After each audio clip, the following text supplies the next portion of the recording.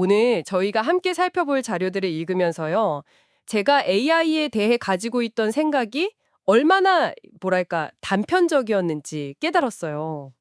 어떤 점에서요? 맨날 뭐 프롬프트 엔지니어링이니 어떤 툴이 더 좋으니 하는 그런 기술적인 이야기에만 좀 매몰되어 있었거든요. 그런데 이 자료들은 완전히 다른 이야기를 하고 있더라고요. 맞습니다. 이게 기술의 문제가 아니라 태도의 문제라는 거죠. 오늘 우리가 좀 깊이 파고들 주제의 핵심 질문이 바로 이겁니다. AI는 우리가 그냥 사용하는 망치 같은 도구일까요? 아니면 전혀 다른 무언가일까요? 네. 그리고 이 논의의 중심에 언락 AI, 그러니까 잠재력을 여는 AI라는 아주 흥미로운 개념이 있습니다. 보통 AI 잘 쓰려면 좋은 질문을 해야 한다. 이런 말 많이 하잖아요. 저도 그게 정답이라고 생각했고요. 그렇죠. 다들 그렇게 생각하죠. 근데 이 자료는 그보다 더 근본적인 시작점이 있다고 지적해요. 바로 나의 문제에 대한 절실함이요. 아하. 내가 정말 해결하고 싶은 나만의 문제가 뚜렷할 때 질문은 저절로 날카로워진다는 거죠. 바로 그 지점입니다. 정말 중요한 포인트예요.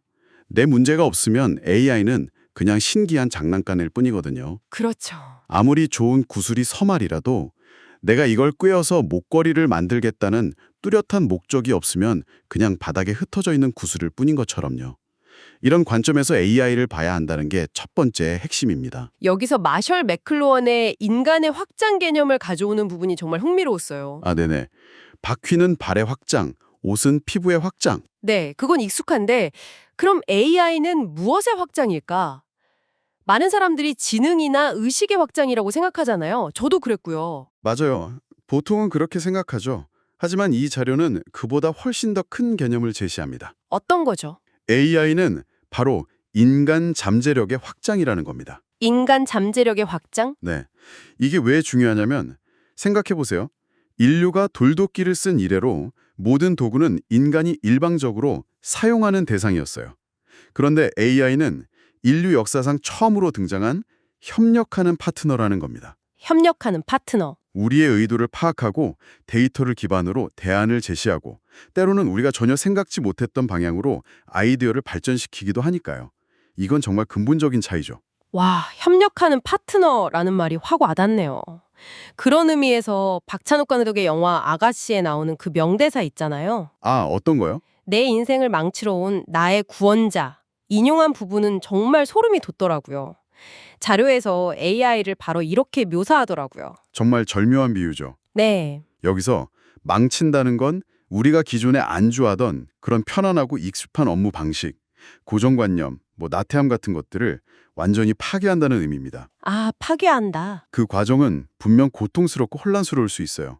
하지만 바로 그 파괴를 통해 우리가 미처 몰랐던 새로운 가능성의 문을 열어주는 구원자가 된다는 거죠. 그렇군요. 익숙한 세계를 부숴야만 새로운 세계로 나아갈 수 있다는 거네요. 그렇죠. 결국 언락 AI라는 게 무슨 새로운 프로그램을 배우는 게 아니라 AI를 내 잠재력을 폭발시켜줄 동등한 협력자로 인정하는 일종의 마인드셋의 전환을 의미하는 거군요. 정확합니다. 자료의 저자는 2027년쯤이면 이 언락 AI라는 말 자체가 너무 당연해서 뭐랄까 진부하게 들리는 시대가 오길 바란다고 말해요. 아, 정말요? 그만큼 이런 생각의 전환이 시급하고 또 중요하다는 뜻이겠죠. 그런데 이런 변화 앞에서 많은 사람들이 하는 고민이 있잖아요. 자료에도 그런 질문이 나오죠. 요즘 트렌드에 맞춰 저를 바꿔야 할까요? 아니면 제가 잘하는 저의 강점을 지켜야 할까요? 사실 저라도 이런 질문을 할 것 같아요. 아주 현실적인 고민이죠. 그리고 자료는 이게 잘못된 이분법이라고 아주 날카롭게 지적합니다. 잘못된 이분법이다. 네, 여기서 안전지대, 즉 컴포트존이라는 개념이 등장하는데요. 자신의 강점만 고수하는 태도는 결국 이 안전지대 안에만 머무르려는 시도라는 겁니다. 근데 그게 말처럼 쉽지 않잖아요. 특히 오랫동안 한 분야에서 성공해온 사람일수록 자신의 강점이 곧 안전지대고 그게 자기 자신이라고 생각할 텐데요. 물론이죠. 그걸 벗어나라는 조언이 현실적으로 와닿을까요? 좋은 질문입니다. 그래서 자료는 강점, 약점이라는 프레임 자체를 버리라고 제안합니다. 아예 버려라. 네, 대신 고유의 특성으로 보자는 거죠. 특성. 강점이라는 건 환경에 따라 언제든 약점이 될 수 있는 상대적인 개념이거든요. 예를 들어 신중함은 안정적인 환경에선 강점이지만 급변하는 시장에선 치명적인 약점이 될 수 있죠. 아, 그러네요. 강점이 아니라 특성으로 보면 훨씬 객관적으로 나를 볼 수 있겠네요. 그렇죠. 그리고 그 특성을 가지고 안전지대 밖으로 딱 한 걸음만 내디뎌 보라는 구체적인 행동 강령을 제시합니다. 한 걸음만. 그게 바로 바운더리 플러스 원입니다. 바운더리 플러스 원. 그 한 걸음이 없으면 나의 강점은 그저 안방 호랑이에 불과하다는 비유가 아주 인상적이죠. 난 원래 이런 사람이야 라고 말하는 순간 성장은 멈춘다는 경고이기도 하고요. 그 한 걸음을 내딛는다는 게 결국 기존의 생각에 안주하지 않는다는 뜻이겠네요. 네, 맞습니다. 마침 자료에서 수치나 아크릴 비즈를 공중에 매달아 작품을 만드는 박성기 설치미술가 이야기가 나오는데 이분의 작업 방식이 바로 그 지점을 정확히 보여주는 것 같아요. 네, 그의 작품이 특별한 이유가 번뜩이는 영감 때문이 아니라고 하죠. 아, 그래요? 오히려 그는 더 나은 결과물이란 반복, 즉 끝없는 질문과 수정의 과정에서 나온다고 믿습니다. 첫 번째 아이디어에 만족하는 법이 없는 거죠. 이 이야기가 퀘스천 플러스 원, 퀘스천 플러스 원이라는 개념으로 자연스럽게 이어지더라고요. 맞아요. AI 시대에는 누구나 정말 쉽게 평균 수준의 결과물을 만들 수 있잖아요. 그렇죠. 챗GPT한테 보고서 초안 좀 써달라고 하면 30초 만에 뚝딱 나오고 네, 이미지 AI는 아마추어도 프로급 이미지를 만들어주고요. 맞습니다. AI는 주어진 데이터를 기반으로 가장 그럴듯한, 그러니까 가장 평범한 답을 내놓는데 아주 능숙합니다. 문제는 이제 모두가 그 평균적인 답을 너무나 쉽게 얻을 수 있다는 거죠. 바로 그 지점에서 이제 한 번 더 묻는 사람이 중요해진다는 주장이 나오는 거죠. AI가 내놓은 첫 번째 답에 오, 좋은데? 하고 만족하는 게 아니라 근데 이게 진짜 최선일까? 더 독창적인 관점은 없을까? 이 아이디어의 약점은 뭐지? 이렇게 질문을 하나 더 던지는 사람. 이 사람이 결국 AI가 만들어낸 평균의 함정을 넘어설 수 있다는 겁니다. 단순히 왜? 라고 묻는 걸 넘어서 그걸 습관으로, 태도로 만들어야 한다는 점이 중요합니다. 어제 2번 질문했다면 오늘은 3번 질문하겠다고 의식적으로 노력하는 것. 그런 끈질김이 갑작스러운 유레카의 순간보다 훨씬 더 강력한 결과물을 낳는다는 걸 이런 태도의 변화는 일과 성공을 바라보는 관점까지 바꾸는 것 같아요. 레벨 플러스 원, 레벨 플러스 원이라는 개념이 소개되는데 우리가 흔히 쓰는 일당백이라는 말과 비교해서 설명하니까 차이가 확 느껴졌어요. 그렇죠. 일당백은 혼자서 두세 사람 몫을 해낸다는 거니까 속도와 양의 개념에 가깝습니다. 물론 그것도 대단한 능력이죠. 네. 하지만 레벨 플러스 원은 차원이 다릅니다. 이건 질과 관점의 문제거든요. 질과 관점? 그러니까 현재 내 직급보다 한 단계 높은 사람의 시선에서 내 일을 바라보고 재정의하는 것. 예를 들어 신입사원이 팀장이라면 이 일을 어떻게 처리할까? 뭐 이런 식으로요. 맞습니다. 팀장이 본부장이라면 어떤 결정을 내릴까? 이렇게 생각하며 일하는 거죠. 단순히 일을 빨리, 많이 하는 걸 넘어서서 내 일의 목적과 더 큰 그림에서의 의미를 고민하게 되는 거예요. 그렇군요. 자료에 따르면 구글 같은 혁신적인 기업들은 승진을 결정할 때 이 레벨 플러스 원의 역량을 아주 중요하게 본다고 합니다. 아, 지금 직급의 일을 얼마나 잘하는지보다 다음 레벨의 일을 수행할 준비가 되어 있는지를 보는 거군요. 바로 그겁니다. 같은 역량을 가진 두 사람이 한 2, 3년 뒤에 엄청난 격차를 보이는 이유가 바로 여기에 있다는 분석이죠. 와, 이건 정말 커리어에 대해 다시 생각해보게 만드는 이야기네요. 그렇죠. 그리고 성공에 대한 관점을 이야기하면서 어드바이스 패러독스, 그러니까 조언의 역설이라는 부분도 정말 흥미로웠어요. 엔비디아의 젠슨 황이나 오픈 AI의 샘 올트먼 같은 거물들 사례가 나오잖아요. 네, 그들 스스로가 과거에 자신이 했던 조언과는 정반대의 방식으로 성공했다고 고백하는 부분이죠. 맞아요. 예를 들어 샘 올트먼은 과거의 스타트업들한테 제품을 빨리 출시해라, 자본은 적게 조달해라 이렇게 조언했어요. 네, 그런데 정작 오픈 AI는 제품도 없이 10억 달러라는 거액을 투자받고 4년이나 지난 뒤에야 챗GPT를 내놨죠.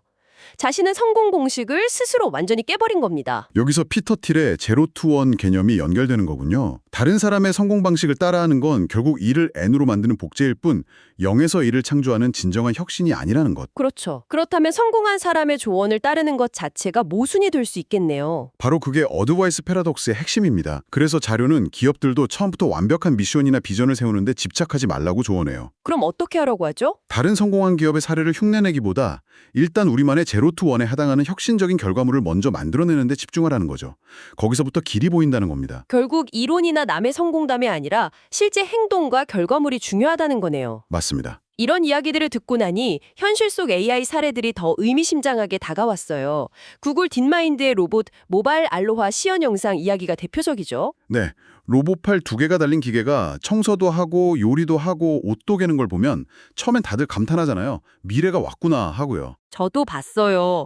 정말 신기하더라고요. 그런데 그 로봇이 사실은 인간이 원격으로 한 50번 정도 시범을 보여주면 그걸 모방해서 학습한다는 사실이 알려지니까 사람들 반응이 에이 뭐야 이렇게 김이 빠진다는 겁니다. 아, 네. 바로 그 반응.